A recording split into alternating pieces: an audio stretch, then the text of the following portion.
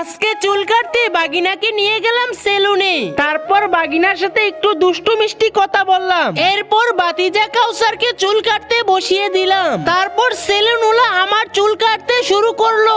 এরপর বাগিনা আব্দুর রহমানকে চুল কাটার মধ্যে বসিয়ে দিলাম। আর সেলুনওয়ালা অনেক সুন্দর করে চুলগুলোকে কাটতেছে। তারপর আব্দুর রহমানেরও চুল কাটা শেষ। আর আমরা তিনজনের চুল কেটে 380 টাকা দিলাম।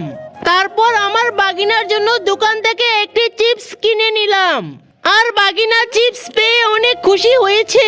আর বলতেছে আপনি রোজা খেতে পারবেন না। তারপর রাস্তার মধ্যে একটা সাঁকু পড়লো। আর সাঁকুটা বের হয়ে বাড়িতে চলে আসলাম। তারপর আমি আর ইব্রাহিম পারভেজ কাকা নদীতে চলে গেলাম মাছ ধরতে। আর নদী থেকে আমি এক এক করে জাল তুলতে লাগলাম। আর আজকে জাল থেকে বড় একটা বাইং মাছ আর কিছু বাইলা মাছ পেয়েছি। আর বন্ধুরা তোমরা প্লিজ চ্যানেলটিকে সাবস্ক্রাইব করে দাও।